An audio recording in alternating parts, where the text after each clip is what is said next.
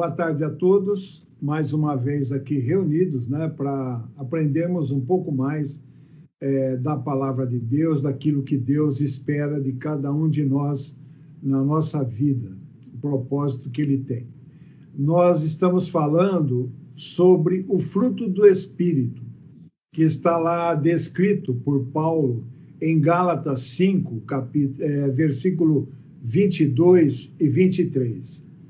Ali está escrito assim: o fruto do Espírito é amor, alegria, paz, longanimidade, benignidade, bondade, fidelidade, mansidão e domínio próprio. Então, são características que temos que apresentar em nossas vidas e que são parte do fruto do Espírito, daquilo que Deus espera, né? Que nós produzamos, né, com a nossa vida. Nós falamos já sobre o amor, sobre a alegria, sobre a paz. Hoje nós vamos falar sobre longanimidade.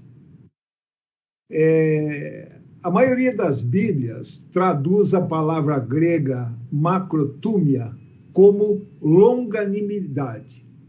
Algumas outras traduzem com termos mais modernos, como paciência, tolerância, condescendência.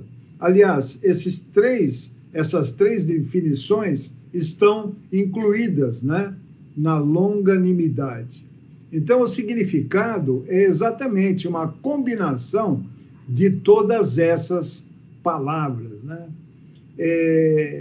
E ela tem definitivamente um significado muito mais forte do que a visão atual que muitos usam, que é a palavra paciência. Então, a palavra grega macro, que compõe o macrotúmia, ela significa o quê? Amplo, longo. A raiz da palavra tumo significa temperamento. Então, macrotúmia significa literalmente, eu diria assim, fôlego comprido, né? Ou lento a ira, ou temperamento sereno. Isso dentro da definição grega, né? Então, totalmente, eu diria assim, oposto de um temperamento impaciente ou de ter, como nós falamos corriqueiramente, né, pavio curto. Na realidade, uma característica de suportar o importúnio, né, e as injúrias de outras pessoas.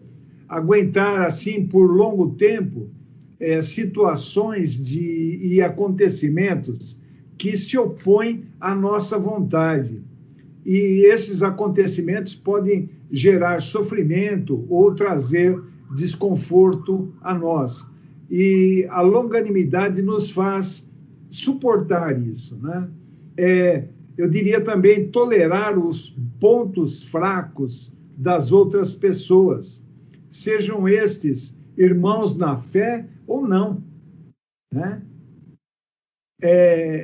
Ser paciente, ser longânimo, ser paciente, não guardar rancor, não responder asperamente diante de, às vezes, uma ofensa, uma grosseria, não revidar, não se alterar, né, diante de irritações ou frustrações.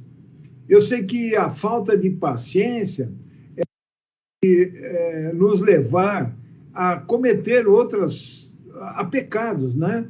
Como, por exemplo, a ira, a maledicência, as reclamações, né? Murmurações, a altercação, gritaria, né? São coisas que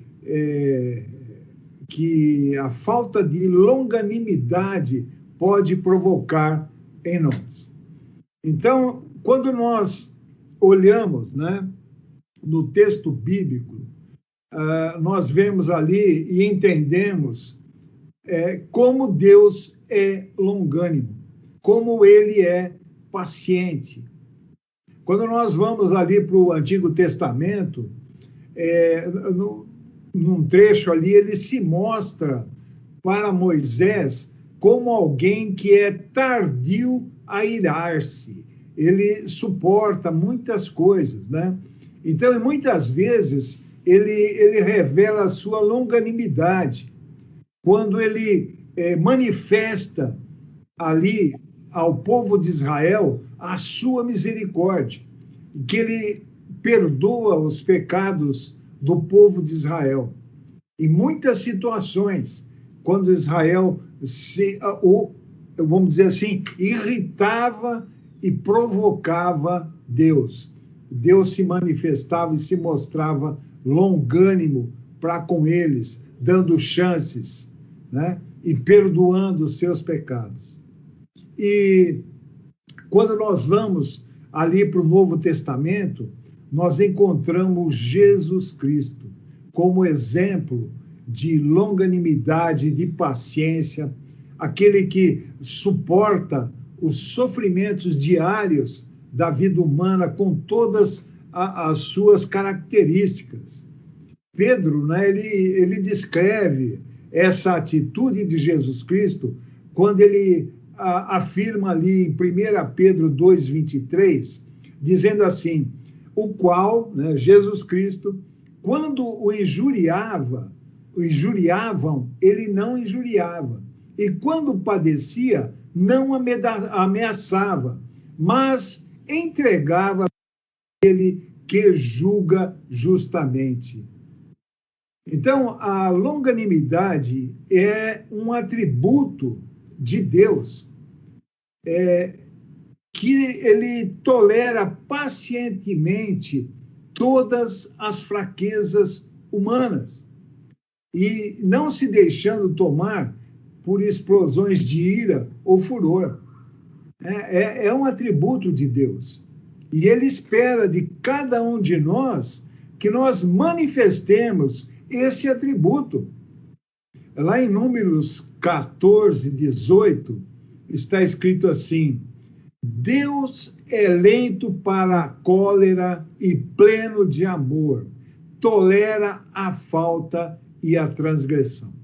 Números 14, 18. Lá em Salmo 86, 15, está escrito assim, entretanto, tu, Senhor, és Deus compassivo e misericordioso, rico em longanimidade, em amor leal e justiça. Romanos 2,4 está ali uma advertência, né? Falando assim, ou desprezas a riqueza da sua bondade e tolerância e longanimidade, ignorando que a bondade de Deus é que te conduz ao arrependimento? Então, aqui está expressando tudo aquilo que Deus tem conosco, né? A riqueza da bondade, Deus manifestando a sua bondade, a sua tolerância e a sua longanimidade, a sua paciência para conosco, agindo, né, ali sobre nós.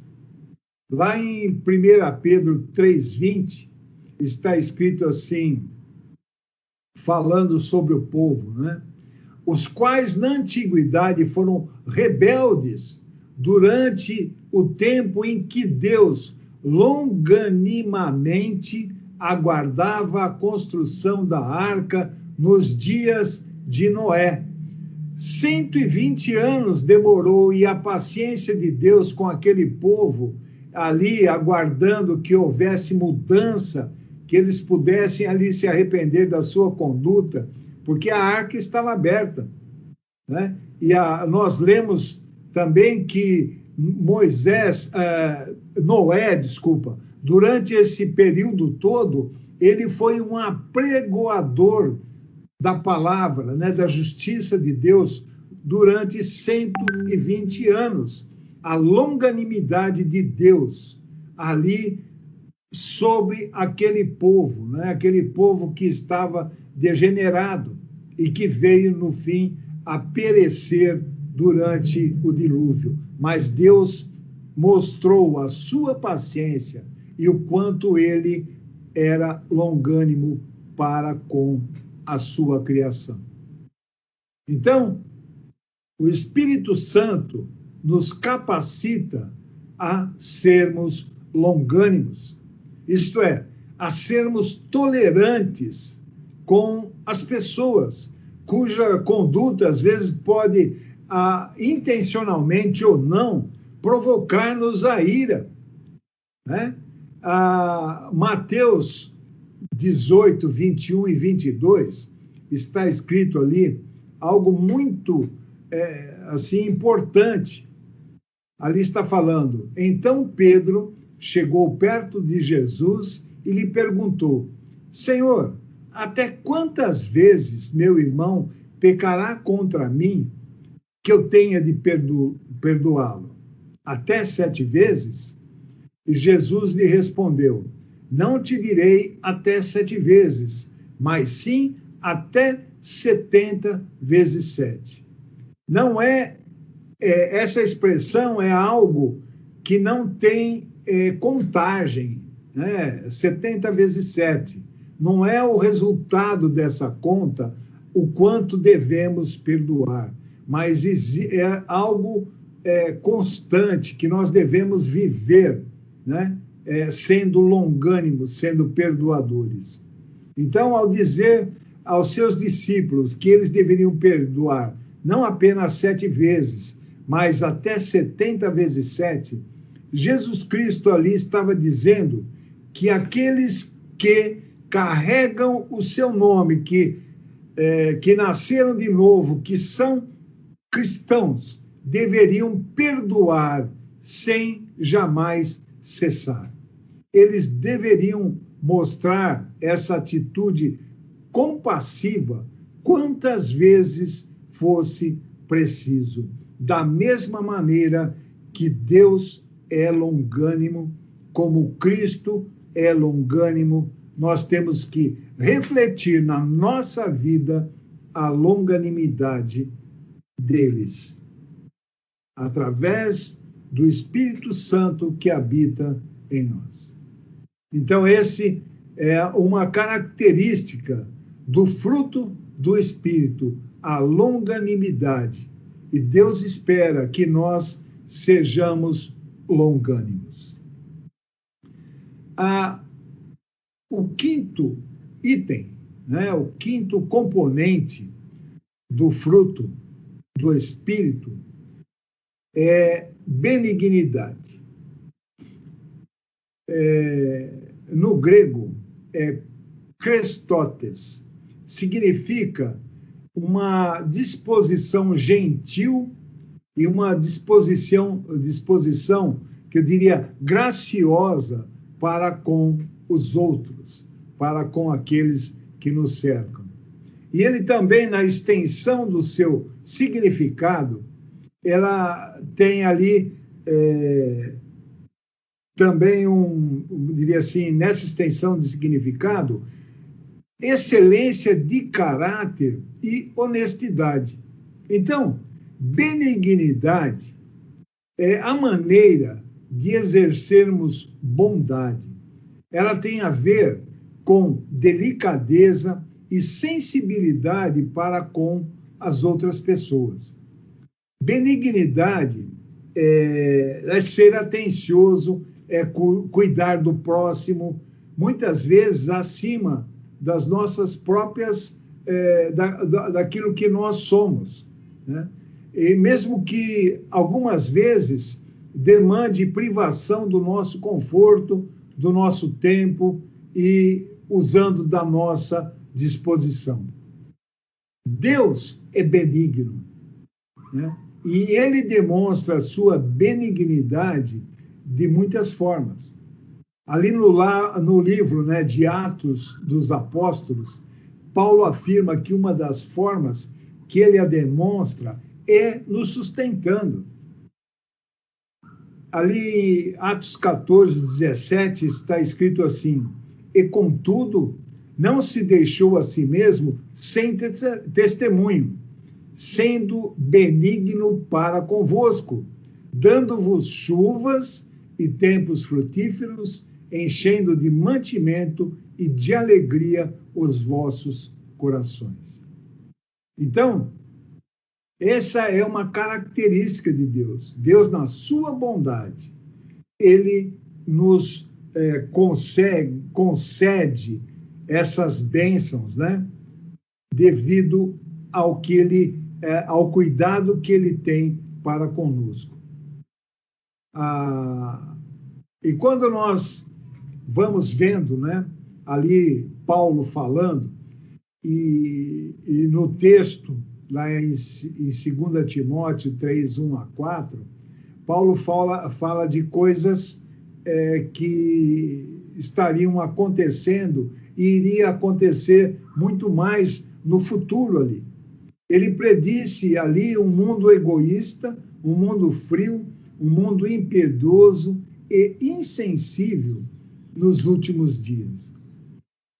Ali em 2 Timóteo 3, 1 a 4, está escrito assim: sabe, porém, isto, nos últimos dias sobrevirão tempos difíceis, pois os homens serão egoístas, avarentos, jactanciosos, arrogantes, blasfemadores, desobedientes aos pais, ingratos, irreverentes, desafeiçoados, implacáveis, caluniadores, sem domínio de si, cruéis, inimigos do bem, traidores, atrevidos, enfatuados, mais amigos dos prazeres que amigos de Deus.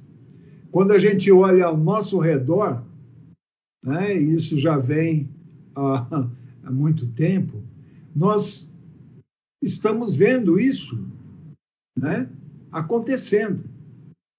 Então, muitas pessoas, durante séculos, e também nos dias de hoje, foram e estão sendo o quê? Negligenciadas, abandonadas, abusadas, ridicularizadas, intimidadas e deixadas carentes da benignidade humana.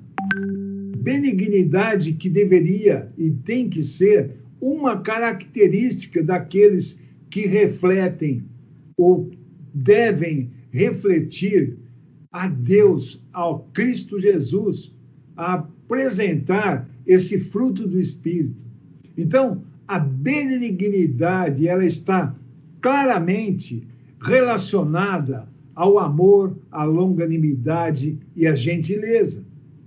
A característica da benignidade, da gentileza, inclui o quê? Ser amável, misericordioso e compassivo para com os outros.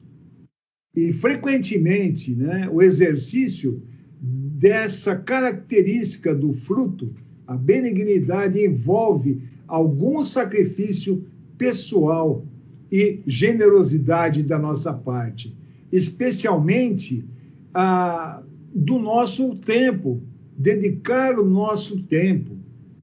Mas nós podemos ter certeza, né, que Deus vai nos abençoar por qualquer sacrifício que, porventura, façamos, exercendo a benignidade em favor de alguém.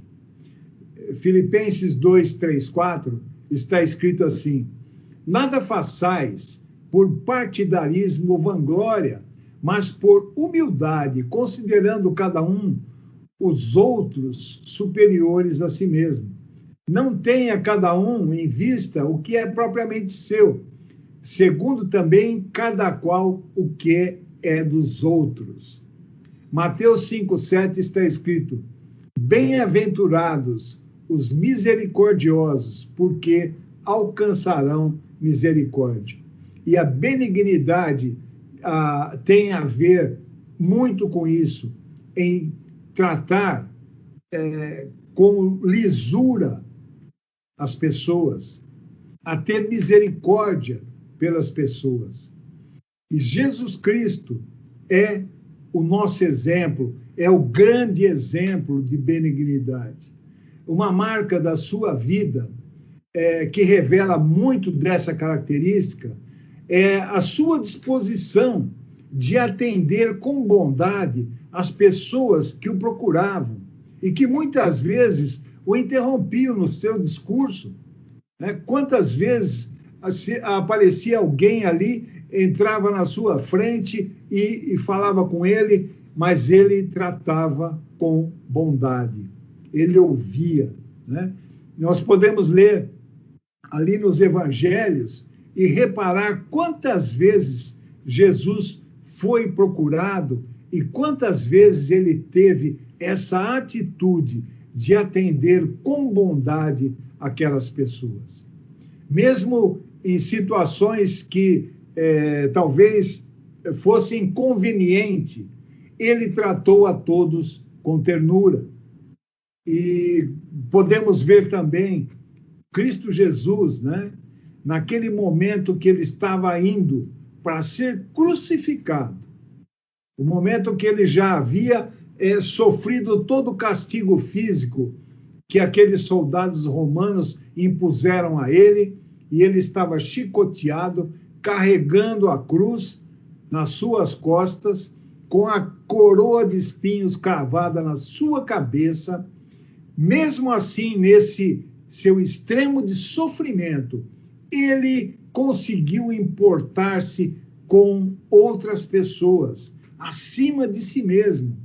Quando, por exemplo, ele respondeu a umas mulheres no caminho ali da cruz, mulheres que estavam chorando por ele, e ele disse a elas assim: não choreis por mim, mas por vós e pelos vossos filhos. Está escrito lá em Lucas 23, versículo 28. E mesmo nos seus últimos momentos, ali pendurado na cruz, ele volta-se para um grupo ali que estava embaixo da cruz e ele pede ao seu discípulo João para que cuidasse da sua mãe, se preocupando com as pessoas, muito além do que ele estava sofrendo e passando. Então, Jesus Cristo praticou uma benignidade, gentileza que era radical para aquela época e cultura. Ele respeitava, ele amava, ele curava, ele ajudava todo tipo de pessoa, mesmo aquelas que eram desprezadas, na sociedade, assim, em questão de respeito, as mulheres, tratadas como seres de segunda pela sociedade, sem palavra, mas Jesus dava-lhes voz. As crianças, as minorias, os pobres, os doentes, os portadores de deficiência, os leprosos que eram expulsos. Jesus os ouvia. E quando ele via sofrimento, ele sentia grande compaixão. Lá em Mateus 9,36 está escrito: vendo ele as multidões, compadeceu-se delas, porque estavam aflitas e exaustas, como ovelhas que não têm pastor. Ele se compadeceu.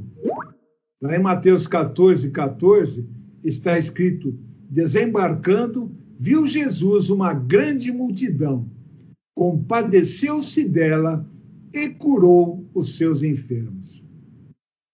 Nós devemos sempre tentar seguir o seu exemplo. É um atributo divino. Então, em Tito 3, versículo 4, está escrito: contudo, quando da parte de Deus, nosso Salvador, foram manifestadas a misericórdia e o amor pela humanidade. Cristo Jesus é o nosso exemplo. Mateus 4, 23, está escrito assim: e percorria Jesus toda a Galileia, ensinando nas sinagogas, pregando o evangelho do reino e curando todas as enfermidades e males entre o povo. Ele sempre estava disposto e disponível a ser benigno. Então, como nós temos tratado as pessoas ao nosso redor? Quanto, nós estamos exercendo de benignidade? Como nós respondemos àqueles que intencionalmente, muitas vezes, nos incomodam? Então, o fruto da benignidade, ele não é algo natural, não é da natureza do homem. O que é natural é o nosso egoísmo, a nossa especialidade de pensar, em primeiro lugar, em nós mesmos. E o único que pode nos ensinar o caminho da benignidade é aquele que realmente o percorreu até o fim. Jesus Cristo é o nosso modelo de benignidade, pois sempre ele se mostrou acessível, gentil e amável para com os seus semelhantes.